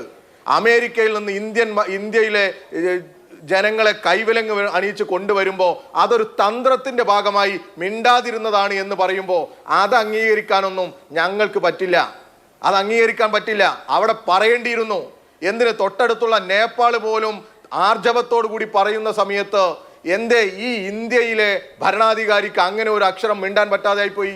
അതൊന്നും ഈ ജനങ്ങളെടുത്ത് ബോധ്യപ്പെടുത്താൻ നിങ്ങൾക്ക് സാധിക്കില്ല.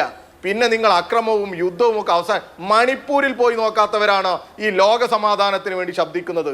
നിങ്ങൾ എന്താണ് ഈ BJP പറയുന്നത്? എന്ത് വിശ്വഗുരു എന്ന് പറയുന്നത്?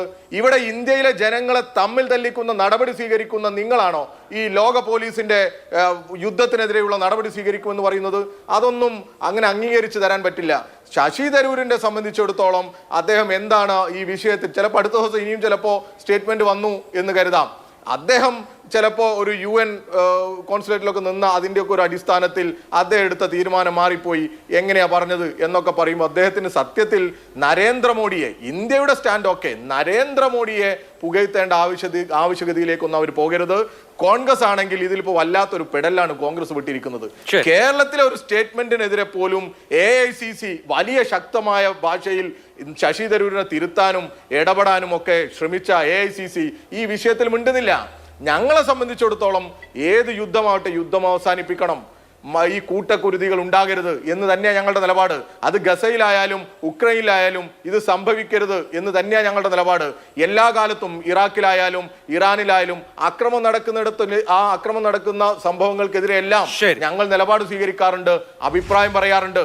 എന്നാൽ അവിടെയെല്ലാം അമേരിക്ക എടുക്കുന്ന നിലപാടിനോട് ചേർന്ന് നിൽക്കുക എന്നുള്ളതാണ് BJP എടുക്കുന്ന നിലപാട്. അത് BJPയുടെ ഒരു വിദേശകാര്യ നയം തന്നെ അങ്ങനെയാണ്.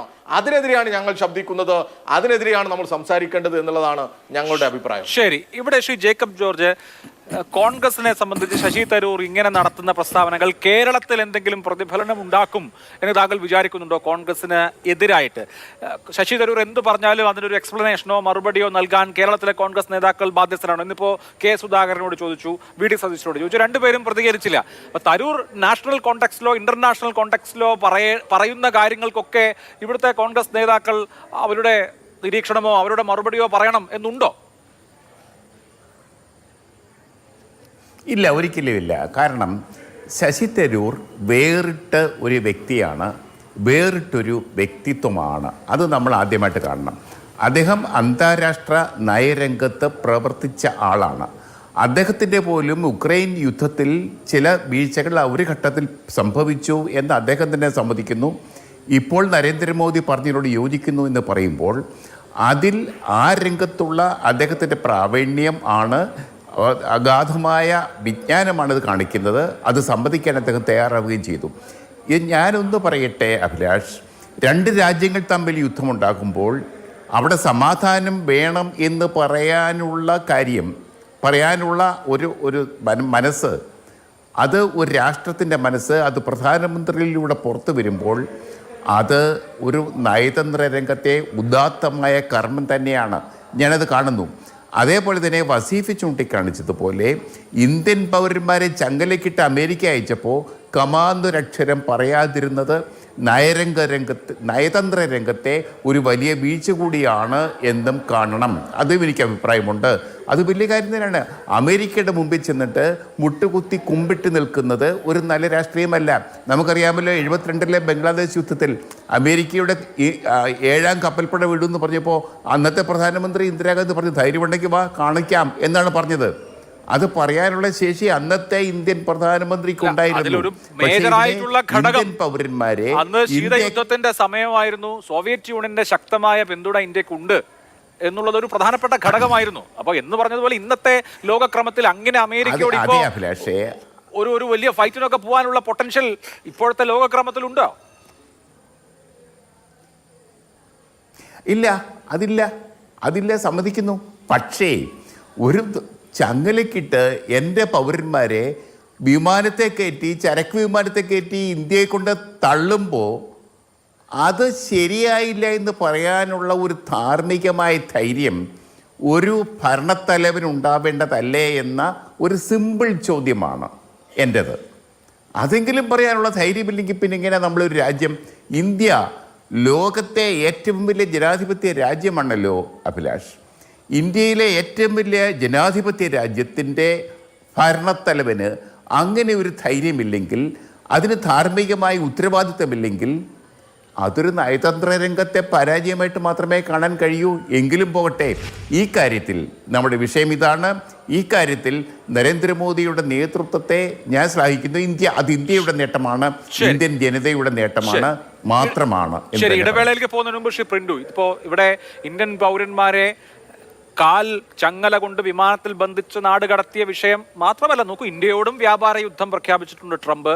കനത്ത ഇറക്കുമതി തീരുവ ചുമത്താൻ ഒരുങ്ങുകയാണ് ഇന്ത്യൻ ഉൽപ്പന്നങ്ങളുടെ മേൽ. പ്രധാനമന്ത്രി നരേന്ദ്രമോദി അമേരിക്കൻ പ്രസിഡന്റ് ട്രംപുമായി ഒരു പേഴ്സണൽ റാപ്പോ ഉണ്ട് എന്ന് പരസ്യമായി പറയുന്ന ആളാണ്. ഹൗഡി മോഡി ഇവന്റ് നടത്തിയിട്ടുണ്ട്, അതുപോലെ തന്നെ നമുക്കറിയാം അഹമ്മദാബാദ് ഇവന്റ് നടത്തിയിട്ടുണ്ട്. മോഡിയെ മൈ ഫ്രണ്ട് എന്ന് വിളിക്കുന്ന ആളാണ്. ആ ഫ്രണ്ട് ഇന്ത്യയോട് ചെയ്യുന്നത് എന്തൊക്കെ എന്നുള്ളതൊരു പ്രധാനപ്പെട്ട കാര്യമാണ്. എന്ന് മാത്രമല്ല, എത്ര നിസ്സാരമായിട്ട് അല്ലെങ്കിൽ എത്ര അവജ്ഞയോട് കൂടിയിട്ടാണ് ചില ഫണ്ടുകളുടെ കാര്യത്തിലൊക്കെ ട്രംപ് വർത്തമാനം പറയുന്നത് എന്ന് നമുക്ക് കാണാവുന്നതാണ്, കേൾക്കാവുന്നതാണ്. ഓൺ റെക്കോർഡാണല്ലോ ഇന്ത്യക്ക് തെരഞ്ഞെടുപ്പ് നടത്താൻ വേണ്ടി നടത്തിയ ഫണ്ട് പിൻവലിക്കുന്ന കാര്യമൊക്കെ എത്ര മോശം ലാംഗ്വേജിലാണ് പറഞ്ഞതെന്നുള്ളത് നമ്മൾ കേട്ടതാണ്. അപ്പോൾ അമേരിക്കയിൽ പുതിയൊരു അഡ്മിനിസ്ട്രേഷൻ വരുന്നു, അവർ എത്രമാത്രം ബഹുമാനം ഇങ്ങോട്ട് തരുന്നുണ്ട് എന്നുള്ളൊരു പ്രധാനപ്പെട്ട കാര്യമാണല്ലോ. അല്ല, ട്രംപും മോഡിയും തമ്മിലുള്ള പേഴ്സണൽ ബന്ധത്തിനപ്പുറത്ത് രണ്ട് രാജ്യങ്ങൾക്കും രണ്ട് പോളിസി ഉണ്ട്. ജേക്കബ് ജോർജ് സാർ മനസ്സിലാക്കേണ്ട പ്രധാനപ്പെട്ട കാര്യം, നരേന്ദ്രമോദി അധികാരത്തിൽ വന്നതിന് ശേഷം മാത്രമല്ല കൽച്ചങ്ങലക്കിട്ടുകൊണ്ട് ആളുകളെ കൊണ്ടുവരുന്നത്. 2011 2014 കൊണ്ടുവന്നിരുന്നല്ലോ.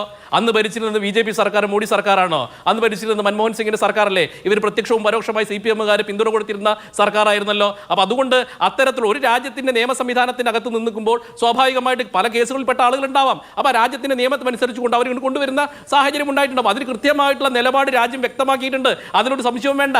അതിനുശേഷം ഇത്തരത്തിലുള്ള നടപടികൾ പിന്നീട് ആവർത്തിച്ചില്ലല്ലോ.